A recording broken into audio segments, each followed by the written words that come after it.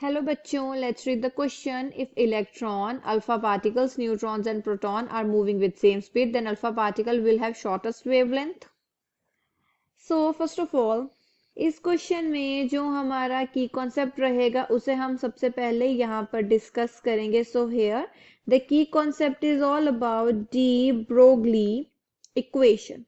सो ये de Broglie equation कौन सी है, इस क्वेश्चन में किस तरीके से वो यूज हो रही है, सब कुछ हम यहाँ पर डिस्कस करेंगे. तो डी ब्रोगली इक्वेशन है हमारे पास यहाँ पर lambda is equals to H upon M V.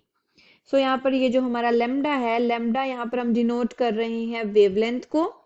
So lambda is equals to wavelength. यहाँ पर जो v है, v आ जाएगी हमारी वेलोसिटी. m है, m यहाँ पर आ जाएगा हमारा मास. एंड h, ये जो है हमारा h है हमारा प्लैंक्स कांस्टेंट. सो ये जो आ गई है हमारी इक्वेशन. अब हम चलते हैं आगे. सो डी ब्रोगली इक्वेशन हमें बताती है momentum of a particle with its wavelength. तो अब हमें यहाँ पूछा गया है कि अगर electron, alpha particles, neutrons and proton same speed से चल रहे हैं तो क्या अल्फा पार्टिकल की शॉर्टेस्ट वेवलेंथ होगी. हम यहाँ पर क्या देख रहे हैं, यहाँ पर जो हमारा लेमडा है वो इनवर्सली प्रोपोर्शनल है टू द मास.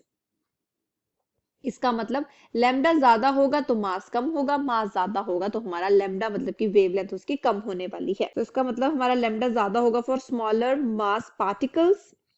सो इनमें से सबसे ज्यादा जो स्मॉलर है वो आ जाएगा हमारा इलेक्ट्रॉन. इलेक्ट्रॉन के बाद है हमारा प्रोटॉन.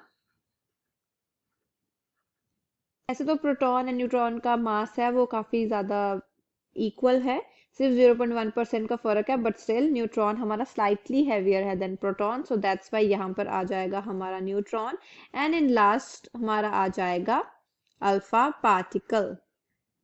सो अब हमने यहाँ पर क्या देखा कि हमने यहाँ पर ये इंक्रीजिंग ऑर्डर में इसको रख दिया है. सो इसका मतलब हम यहाँ पर क्या देख रहे हैं कि जो अल्फा पार्टिकल सबसे ज्यादा छोटी वेवलेंथ यहाँ पर हमें मिल चुकी है.